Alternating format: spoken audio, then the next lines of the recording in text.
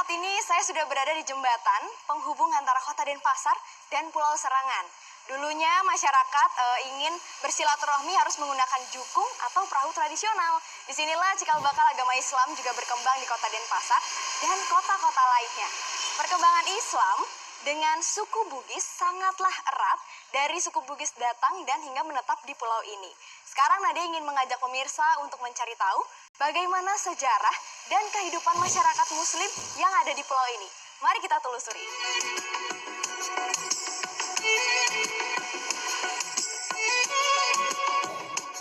Masyarakat Muslim di Kampung Bugis terdiri dari 98 kepala keluarga, kurang lebih sekitar 360 jiwa tinggal di dalamnya.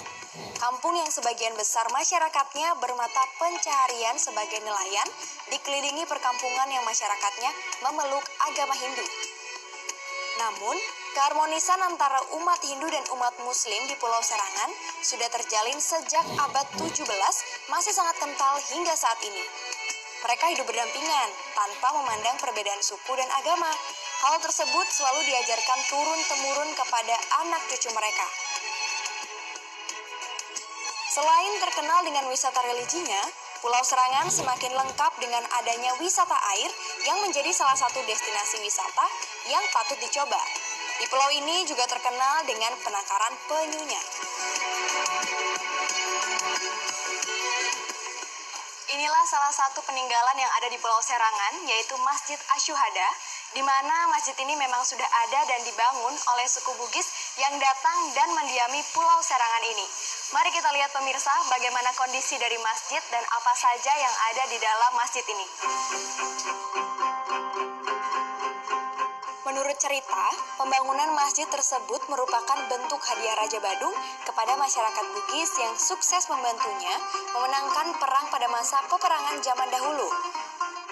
Asal muasalnya ada leluhur kita dari Makassar itu datang ke Pulau Bali ini membawa perahu penisi.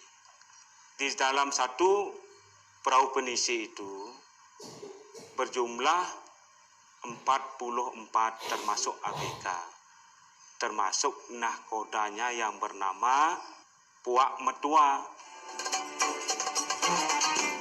Pada awalnya, Puak Matua hanya meminta izin dan bantuan untuk membuat musola saja.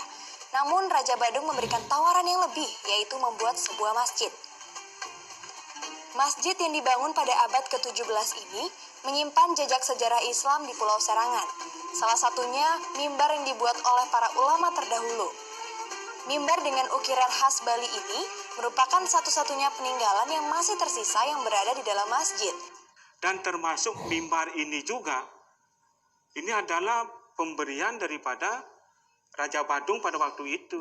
Sekarang ini Raja Puri Pemecutan. Dialah yang memberikan ukiran-ukiran yang ada di mimbar ini. Karena kalau kita melihat orang Timur tidak bisa punya keahlian mengukir. Maka yang punya keahlian itu adalah orang Bali lah yang mengukir mimbar ini. Dan bahannya ini datangnya dari Puri Pemecutan semua. Masjid Asyuhada awalnya hanya dibangun di atas tanah seluas 8x7 meter yang dibangun sangat sederhana yang terbuat dari bahan kayu menyerupai rumah panggung. Lantaran kondisi masjid sudah tergerus usia, pembangunan serta renovasi dilakukan secara bertahap hingga berbentuk seperti saat ini. Namun, di beberapa sisi masjid ini masih asli dari zaman dahulu. Masjid Asyuhada kini berdiri megah di tengah perkampungan dan menjadi pusat kegiatan agama dan budaya bagi umat Muslim di wilayah ini. Di tengah-tengah bangunan Masjid Asyuhada, kita temukan sumber mata air yang dalam kesehariannya dipergunakan untuk wudhu dan untuk menjaga kesuciannya kini ditutup dengan kaca tebal. Pemirsa, inilah bentuk dari sumur tua yang ada di Masjid Asyuhada.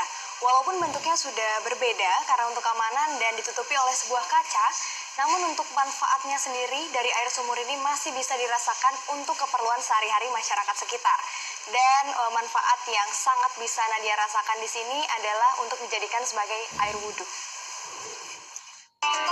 unik dari sumur ini, meskipun Serangan dikelilingi oleh lautan, namun sumber mata air yang ada di areal masjid tetap terasa tawar.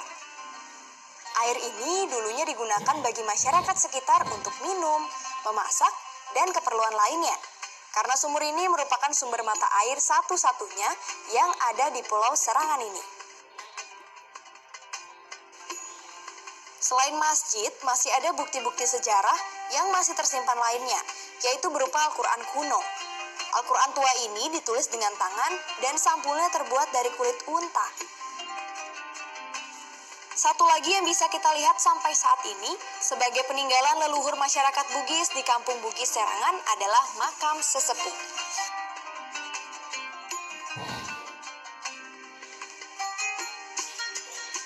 Pemirsa, inilah makam dari sesepuh atau orang paling pertama yang datang di Pulau Serangan ini dimakamkan.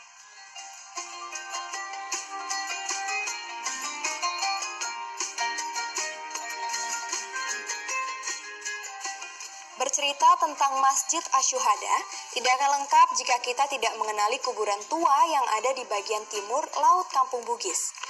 Di areal inilah dimakamkan leluhur masyarakat Kampung Bugis, yaitu Puak Matua, yang tak lain adalah nenek moyang orang Bugis yang pertama kali datang di Pulau Serangan.